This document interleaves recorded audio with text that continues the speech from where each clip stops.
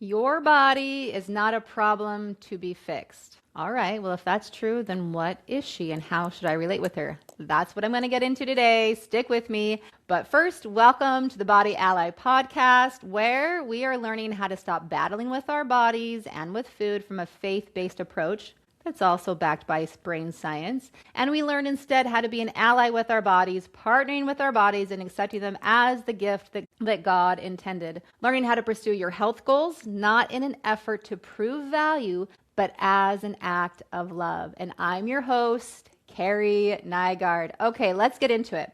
I want to start this out by one of my favorite quotes that I think about very often. It's a quote by Thomas S. Monson, who was a great religious leader. He died a few years ago, but he had a quote. He was the leader of the Church of Jesus Christ of Latter-day Saints, and he said, and I remember when he first said it, and it just really sunk into my soul.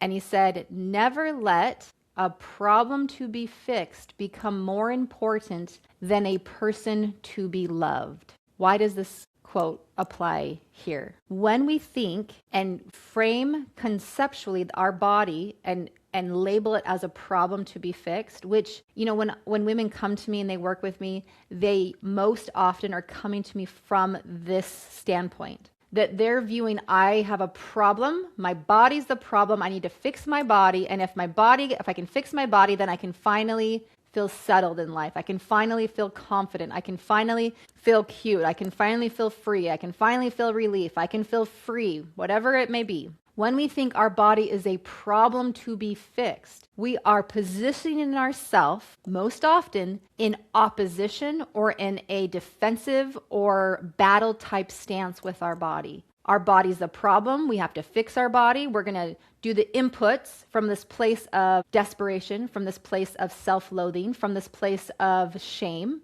And if our body changes, then somehow we'll get to feel all those things that we desire. But interestingly enough, desperation, shame, self-loathing, none of these low-frequency type emotions have the ability to create confidence and peace and freedom. Desperation will never create freedom. Self-loathing will never create confidence. It begets more of itself. And so when you view your body as a problem to be fixed, you are creating the terrain or all the components for a battle, for a struggle. So if you have felt like you are in a battle with your body, and I felt this way for so many years, I'd look in the mirror and I'd think, oh, not who I'm supposed to be. Oh, look at that. That's not the way it's supposed to be. It needs to be different. Right? I was in this place of self-rejection and trying to change my body, thinking it's a problem to be fixed, and this was kind of more covert. It was like, oh, I appreciate my body, but if she was like this or more like this, then it would make all the difference, and then I could really be all in on her. So when you're broad stroking and labeling your body as a problem to be fixed, and if you've engaged in diet mentality, diet culture,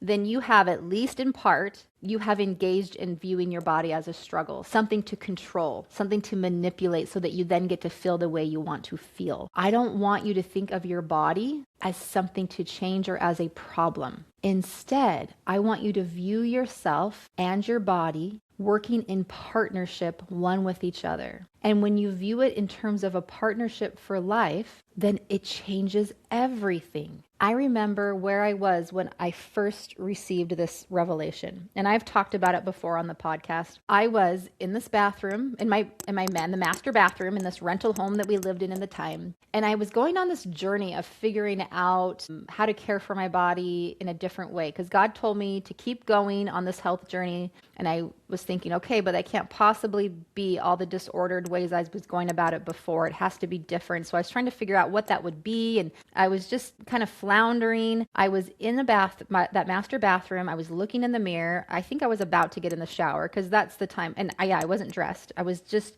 picking my body apart, right? That's what I normally do. Like, this needs to be different. Oh, this would be so much better. I'd hold, saggy skin or fat to the side and think, oh, that would look so much better if all the things. And this particular day I stopped and I looked in the mirror and I was really curious and I was trying to figure out, what did God mean to keep going on this journey? I wanted to give it up altogether, but he said to keep going. Why would he do that? What does this mean? And I was looking at my body in this like different way, trying to figure it out, right?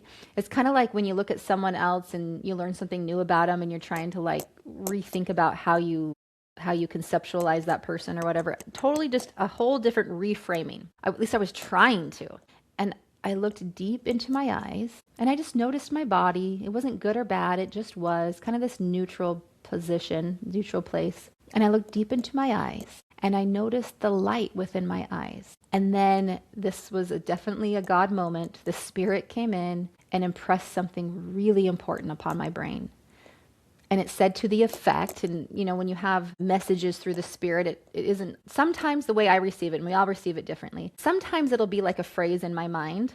I do. And it was like that, but it incurred more meaning than just the words, right? There was kind of meanings and concepts impressed upon me. And it was to this effect. You see your body, but your body is not you. You are not your body. And I was like, what? I'm not my body? And I looked deep into my eyes and I noticed the light within my eyes. And I thought, there I am. The light that is within me is a reflection of who I really am. And my body is the vessel, my holy vessel, that allows me, the part of me that will continue on after my body dies and goes back to the dust from whence it came. My body, the vessel through which carries me. I could not be moving throughout time here on this earth without my body. My body is not me. I am embodied. We work together, but that's not who I essentially am. I am the light. I am the part that has a body. My body is not me. Now, I had been taught this from the time that I was, little in Sunday school. I mean, young.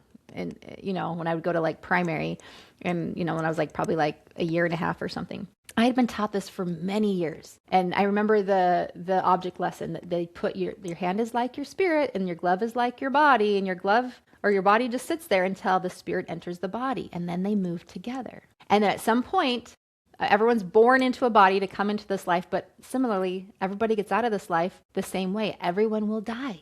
Everyone will die. Your spirit will remove outside of your body will stay here, and you'll return back to your creator from whence you came. So I'd been taught this, but when it came to dieting, I did not think in terms of this truth. I did not think in terms of this true gospel teachings. I thought that my body was me and that I became more correct, more acceptable the closer I got my body to looking the way the world told me that my body ought to look. I didn't think in terms of this true, beautiful gospel doctrine, that my body is a gift from God. It is the temple that houses my spirit and the Holy Spirit. It's through my body that I'm able to worship God and commune with Him in this life.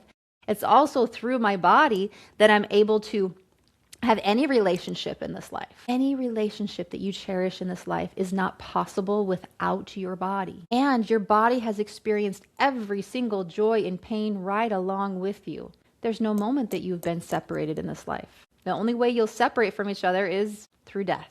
And so that moment, in the mirror, that moment, I realized I am not my body. And this was the next part that came. But she's so essential. She's allowed for everything to occur. And from that moment on, I stopped seeing her as a problem to be fixed, as the problem to struggle with, right? Remember the quote, the Thomas S. Monson quote, never allow a problem to be fixed to become more important than a person to be loved. In this application, I would change, never allow a health goal that you're seeking to become more important than the partnership you have with your body in this life. You are a whole and complete being right now, and separate from that, you have a health goal. You are lovable, acceptable, and you have a health goal. And you may have really good reasons. You may be somehow bound in your life in some ways or experience pain within your body because of the amount of weight that is stored on your body. I'm all for you seeking out and improving that experience with your body. But do not do it in an effort to increase your value, because you don't have that power.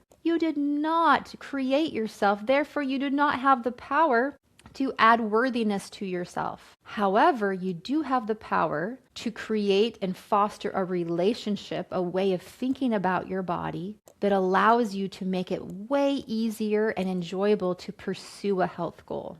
The Body Ally movement teaches that we pursue and are learning how to pursue health goals, not to prove value, not to add worth, but as an act of love. And a love for who? Yourself, your body, God, others that you serve with yourself and your body, as an act of love.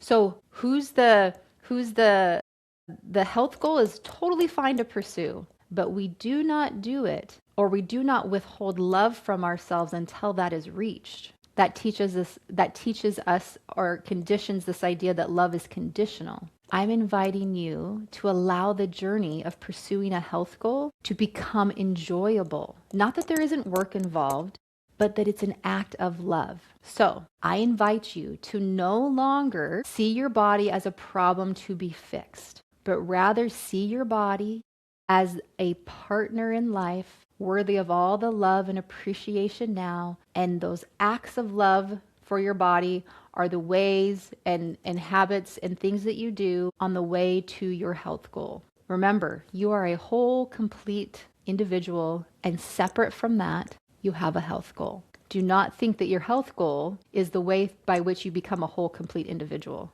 This is really important because diet mentality hijacks this and makes us believe that somehow we're not whole and complete until we've reached a health goal. No, no, no. Diet mentality gets it wrong, and we're taking the truth back and applying it in our life. I am embodied. I am not a body. My body is not a problem to be fixed, but a gift to be accepted and cared for and loved. Remember, check the show notes down below for links to my website and other content, both free and paid if you're interested. You can email me at any point at kerrie@kerrienygard.com. That's KerrieNygard.